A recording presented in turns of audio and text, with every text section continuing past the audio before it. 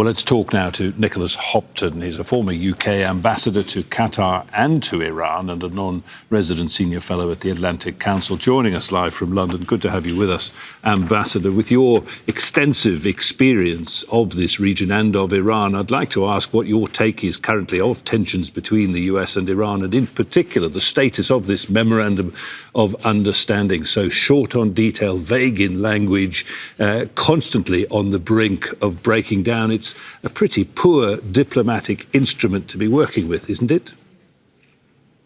Well, I mean, it's been a terrible week for diplomacy, but at the same time, we haven't seen a return to full-scale war. And the memorandum, as you say, it's a vague document in some respects. Many such documents which bring wars to an end are vague and open to misinterpretation or interpretation in different ways. And certainly that is the case with the 14-point memorandum of understanding.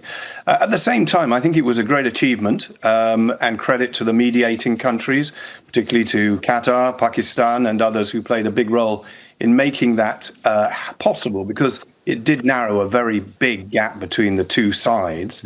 I think the problem at the moment we're seeing is, as we were saying, a difference in interpretation of key bits of that agreement, and in particular of Article 5 of the memorandum, which the Iranians interpret, it's about the Strait of Hormuz, the Iranians interpret it as having given them some control, and any ship going through the strait needs to coordinate with Tehran.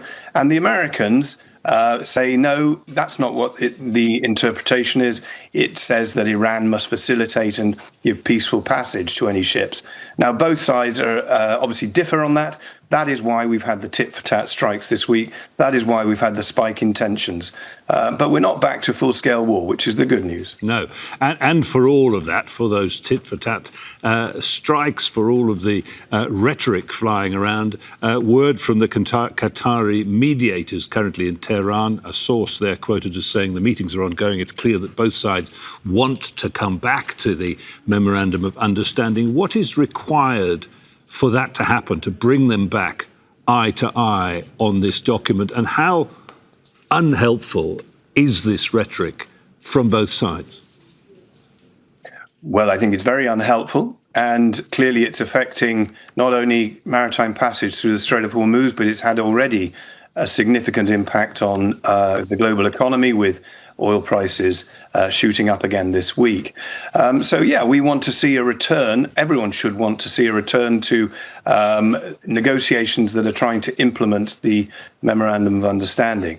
Now, I think the meeting taking place in Oman today with the foreign ministers of Iran and Oman is significant in that respect, because I think the Omanis, who are very practiced at dealing with the Iranians and, of course, have good relations with the West as well, and they will be in a very good position to try and find a way through this diplomatic minefield.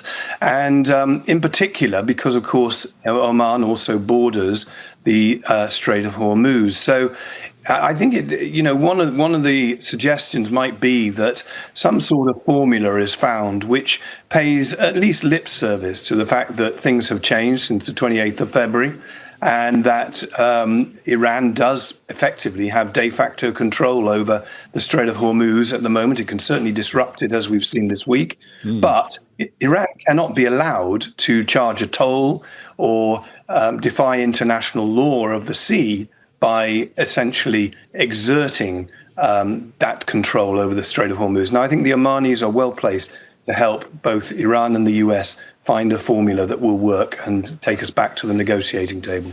And indeed, some form of talks may be happening in the Omani capital, Muscat, as we speak. Look, this is a war that was fought ostensibly to quell Iran's nuclear ambitions. Ultimately, the major obstacle, as we're talking about here, is the Strait of Hormuz, vital to the international economy, vital to Iran's strategic deterrence. Is it de facto the case now that resolving this entire dispute, far from Iran's nuclear program, is actually about resolving a dispute over shipping through an international waterway? Well, that's exactly one of the big unintended consequences of this war, which was a mistake. I think widely acknowledged that the US took a gamble, and it was a bad mistake to go to war on the 28th of February in that way without a clear strategy and clear objectives for the conflict.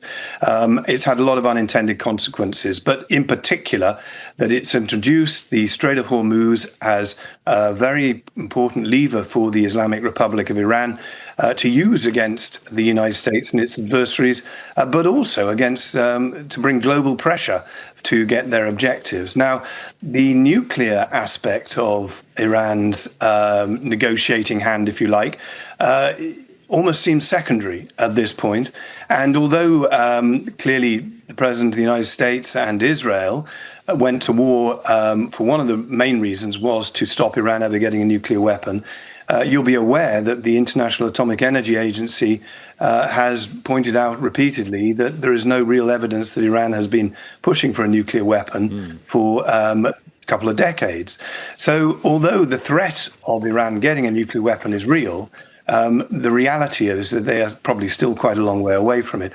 So I think that is a secondary issue. I think it will probably, if the negotiations restart, be almost easier to resolve that nuclear issue later on, as it was during the JCPOA 2015 agreement, get back to that point and move beyond it, than to sort out this Strait of Hormuz issue, which has now become Iran's main negotiating card.